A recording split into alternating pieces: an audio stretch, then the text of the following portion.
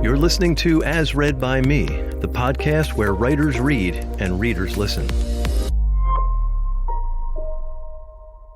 Hello, this is Rich Hosek.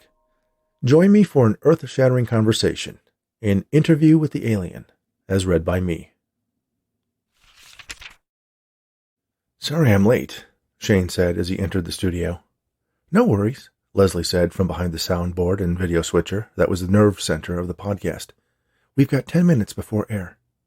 10 minutes? He looked at his watch, then took his seat at his spot at the round table that served as a set for his weekly show about the paranormal, cryptozoological, and conspiratorial. Basically all the weird stuff that interested him. There was another man sitting at the table, almost directly across from Shane. Cameras were arranged to present the viewers a clear picture of the host and his guests without being a distraction, and there was one to the right of his guest focused on Shane. Leslie always reminded him to look at that camera when he was addressing the audience, but he usually forgot. He tried to think of the show as a conversation in his living room, a dinner party without the dinner. Eating on the air was a big no-no, as the live audience in the chat pointed out the one time he tried to wolf down a sandwich during the podcast. Hi, I'm Shane, Shane said to the man, standing up and reaching across the table with his hand extended.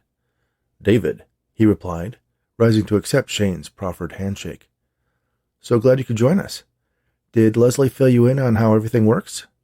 Listen through the headphones, keep my mouth close to the mic, don't move around too much. Shane smiled.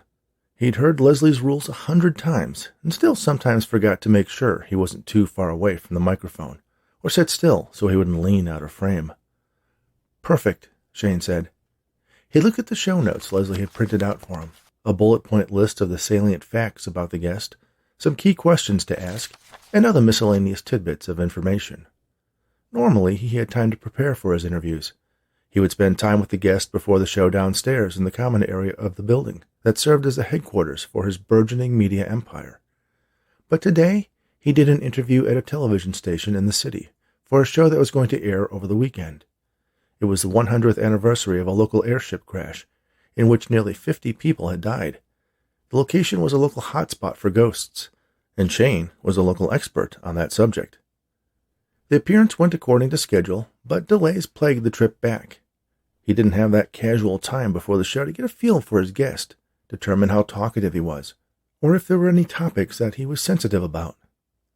He'd have to go into this interview cold, which wasn't a problem. He trusted his producer, Leslie, implicitly. Shane recalled Leslie talking to him about David the previous night. She knew he had a tight schedule and wanted to make sure he was as prepared as possible. But Shane had not paid close attention when she gave him the rundown on their guest, and couldn't even remember why he was on the show. He consulted the bullet-pointed list in front of him, and it was the second item. Alien. There were two types of alien interviews: people who claimed to have been kidnapped by otherworldly species, and the ones who claimed they were aliens, or at least a human-alien hybrid. David appeared to be the latter. Leslie interrupted Shane by placing a canister with a psychedelic label on the table next to Shane. What's this? He asked. New sponsor. Shane inspected the container. Another CBD oil product? Don't we already have a sponsor in that lane? Leslie shrugged. The copy is under your prep sheet. Just throw the live read in whenever you feel like it. Shane skimmed the ad on the sheet of paper behind the interview notes. Don't you use the stuff you advertise? David asked. Shane looked up from what he was reading at his guest. Well, I haven't tried this one yet, but I'll get around to it. It's been a busy day. Yes, your producer was telling me. Looks like things are really taking off for you, David said, nodding at a plaque hung on the wall denoting that the podcast had reached 100,000 subscribers. Well, it wasn't an overnight success. No, I'm sure it wasn't. Shane pushed the CBD oil powder aside. The contradiction of it being both an oil and a powder bothered Shane a little, but sponsors kept the lights on. He took another quick look at the prep sheet. Live in 10, 9, Leslie prompted. He took a deep breath and looked at the camera. Shane had hundreds of episodes under his belt, but he still had butterflies every time they went live. 3, 2, Leslie continued, going silent on the 1. Welcome, fellow travelers, to the redacted world, the place where we look beneath the black ink of censorship and obfuscation to find the real truth. A short theme song played as the video feed switched to a wide shot, showing both Shane and David. Today my guest is David Smith, who is a fellow traveler of a different sort, and, if I have this correct, from a different planet.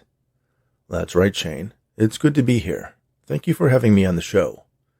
Shane paused for a moment, wondering where he should start. Why? He asked.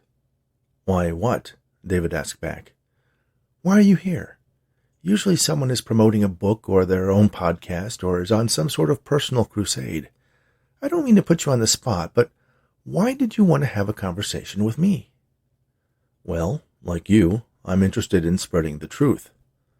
So far, Shane was not impressed with this guy's shtick. However, Leslie wouldn't have booked him if there wasn't some angle that would make him more than just another deluded psycho. Why don't you tell us a little bit about yourself? You claim that you're an alien, but you seem to look completely human to me. Is there some physiological aspect you can share with us that would show that you're not? Oh, I am human, just not from this planet. Okay, I guess technically that's still an alien. How is it that there are humans on other planets? I mean, we've barely started exploring the solar system. How did you get there? I was planning on asking you the same question, David replied. In fact, that's why I came here, to investigate how humans came to be living on this planet. Shane smiled. From what I learned in school, it was evolution. Are you suggesting that humans did not originate on this planet? That someone or something planted us here? That's one explanation. What are the others?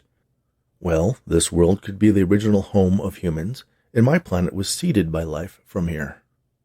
I think I've seen that show, Shane remarked with a smile.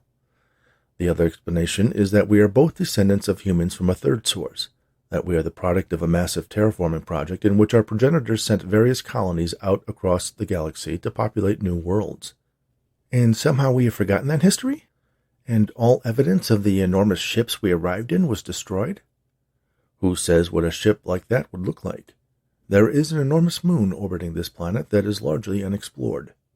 I think I saw that movie too, Shane said. Yes, well, there is a lot of speculation involved, but there has to be a reason humans live on at least 2 planets in this galaxy. For us to have evolved separately is frankly inconceivable. Shane glanced at his laptop screen. Some people in the chat are suggesting your claim to be from another planet is what's inconceivable. David smiled. Except that I know it is true. I hate to be that guy, but do you have any evidence to back up that claim? Shane asked. Unless, of course, you have some sort of prime directive that prevents you from sharing that with us, he added, anticipating his guest's excuse. No, not at all, David replied. He pulled out a device about the size of a smartphone and held it out for Shane to inspect. Its case had a strange texture, and the display seemed to be holographic, showing what looked like a view of the planet from space. I think Leslie has this app, Shane joked. Zoom in, David suggested. Shane took the device and tried to make a reverse pinching motion on the screen. Only the surface he expected to be there wasn't. Try using voice commands. Like? Increase magnification 200%. The image zoomed in. That's pretty cool, Shane said. Then he addressed the device. Magnify 100 times. The image changed, as if it was on the end of a zoom lens with amazing optics. It was like other mapping apps he had used, but of a much better quality. He thought he could recognize some landmarks, the contours of a river, the borders of a city. Magnify 10 times, Shane commanded. The device obeyed. Was that... No, it couldn't be. Magnify 10 times, Shane repeated. The image resolved to a house in a clearing atop a hill. He could see the cars parked in the driveway, the chicken coop in the backyard. Was that movement? Zoom in on that animal, he said. The device zeroed in on a dog trotting across the front lawn, searching for a place to do its business. Dozer? Shane asked, recognizing the old sheepdog by the spots on his back and the one white and one black ear. This wasn't some enhanced image stitched together from satellite photos taken at various angles. It was a live video feed originating somehow from space. Amazing, Shane said. He showed the image on the device to Leslie. Look, it's Dozer, taking a crap on our lawn. That is his favorite spot, she confirmed. Shane handed the device back to David. Well, that's impressive, but I've seen tech that can do similar stuff. Do you have anything else? It's all I brought with me. To be honest, I thought it would be enough to convince you. I assume you want us to believe that's a bird's-eye view from your spaceship? Precisely. And no one in our military has detected an alien craft orbiting the planet. They have, but it's not like you can zip up and meet me. From what I could determine by the census I took of the satellites you have in orbit, you're just getting a foothold up there. We probably could shoot you down. I doubt it. Listen, this is all very interesting, but I still don't get the why, Shane said. David took a deep breath. I've been observing your world for quite a while. Your geopolitical situation is rather tenuous. That's an understatement. Yes, it is. And even though I have made no effort to hide my ship's presence in your sky, and have made direct contact with several of the major governments, that I have appeared on many shows like this around your world, it has not garnered the reaction I had hoped. And what reaction is that? Wonder, awe, curiosity. Here I am, a human from another planet, confirmation that there is other life out there in the galaxy, a reason for all of your planet's peoples to unite. But no one seems to care. You say you've provided proof of your existence to our government? Yes, I've even offered to share my advanced technology. And what, they just ignore you and keep the whole thing quiet? For the most part. There are some individuals who have attempted to disclose the evidence of my ship in orbit and the messages I have sent, but they have been ignored, dismissed as crackpots. The chat is asking how he got from his spaceship down to the surface, Leslie chimed in. There's a good question, Shane agreed. I have a shuttle pod, David replied. And where did you land it? If people could see a real-life alien shuttle pod in the middle of a parking lot somewhere, that might help. Unfortunately, a parking lot is not a viable option. It requires an aquatic landing and is currently submerged off your eastern coast, processing seawater to refuel the engines for the return trip. That is unfortunate. If you want to see my ship, look it up online. Search for alien spacecraft in orbit. There are literally hundreds of amateur astronomers who have been taking pictures of it and posting them. Okay, Shane said as he tapped away on his computer. Can you put this on screen? He asked Leslie. The producer shared what Shane was looking at with their viewers. There were indeed dozens, if not hundreds, of photos of a large cigar-shaped craft in space. You understand, Shane began, that most of these images belong to articles debunking them, showing how easy it is to generate an image like this on a computer. I could create a deepfake of you. That doesn't mean you don't exist, David countered. Touché, Shane said. So why not land your main ship on the planet? Let people see it for themselves. It's not designed to operate in an atmosphere. No, of course not, Shane said, disappointed. How long have you been watching us, trying to reach out to us? Nearly 5 years, David answered. Wow, that is a long time. Why don't you do something truly undeniable? I mean, can you control the weather? I have, David declared. There were several hurricanes I steered clear of heavily populated areas, and that conflict last year that everyone feared would cause a nuclear war. It almost did. I stopped it. Kind of easy to take credit for things that didn't happen, Shane said. I told your governments that I was going to do it beforehand, as a demonstration of my goodwill as well as my technology. But they prefer to keep my existence a secret, or at least allow it to be debunked uncritically. What possible reason would they have to do that? Shane asked. Leslie answered. Military-industrial complex, world peace, and a unified population would cut into their profits. Yeah, you're probably right, Shane agreed. Do you have a plan B? He asked David. The alien nodded. My shuttle pod seats up to 8 passengers. Once it's refueled, I can take you up to my ship, introduce you to the rest of the crew, show you around. That would be amazing, Shane said. Can I bring cameras? Can we do a live stream? Leslie asked. Sure, I can link into your satellite communication services, create an interface so you can broadcast your show. Wow, that would be amazing. When can we do this? How does our schedule look, Leslie? I'm sure we can rearrange the schedule to make room for a trip into orbit, she said. Good point. As soon as the shuttle pod is refueled, David said with an air of excitement. If you want to bring anyone else with you... No, I think we want to keep this an exclusive, Shane said. Maybe Alex, though, he said to Leslie. Alex would literally kill people to go into space. I know, right? Shane turned to David. Okay, we're in. How long until we can zip up to the mothership? David consulted the device he had used earlier. Approximately 7 hours. Wow, Shane interrupted. We could make this happen tomorrow. This is so exciting. David continued. 3 days, 4 months, and 1 year. Shane was quiet for a moment. Almost a year and a half? Yes, it's just about halfway done. Your shuttle pod takes nearly 3 years to recharge? It's not technically recharging. It's refining the fuel it requires from the elements and minerals present in your seawater.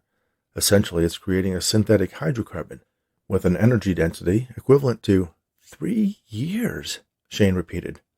Well, there's only 1 year, 4 months, and 3 days left. I think I'm beginning to understand why you're having a problem getting people to believe you, Shane said. If you don't want to wait, I can introduce you to my crew over my communicator. Video chat with other humans just doesn't have the same punch as boarding an alien spacecraft. Well, we didn't expect it to be so difficult to convince you of who we are.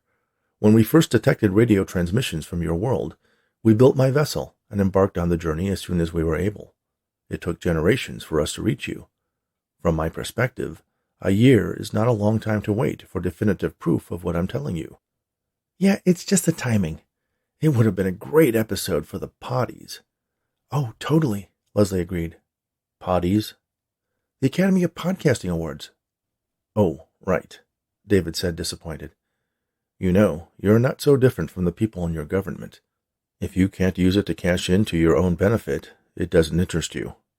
He has a point, Leslie conceded. Gotta make a living. Which reminds me, Shane said, reaching for the canister of CBD oil powder. I'd like to welcome a new sponsor to the show, Paisley Powder, the last CBD oil you'll ever need. It's not a messy, sticky oil like those other products. Its specially encapsulated microcaplets dissolve easily into any food or drink, enhancing not only your life, but the flavor of whatever you put it in. David sighed, took off his headphones, and exited the studio without saying another word. Shane finished the live read, then shrugged at the camera. Well, looks like David left, he said. He just got up and walked away, Leslie confirmed. You know, I would have been more convinced if he had beamed out. It took them generations to travel here. I doubt they have beaming technology. Good point. Say, I never got a chance to ask him what planet he was from. Leslie consulted her copy of the show prep notes. He claims he's from a place called Earth, she replied. Never heard of it, Shane said. Okay, let's see what you have to say in the chat about our alien visitor.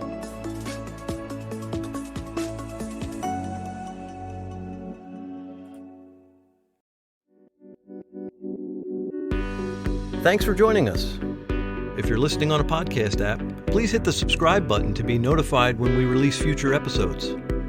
For more information about the podcast and the authors, visit asreadbyme.com. If you're a writer and would like to read something on an upcoming episode, send an email to writers@asreadbyme.com.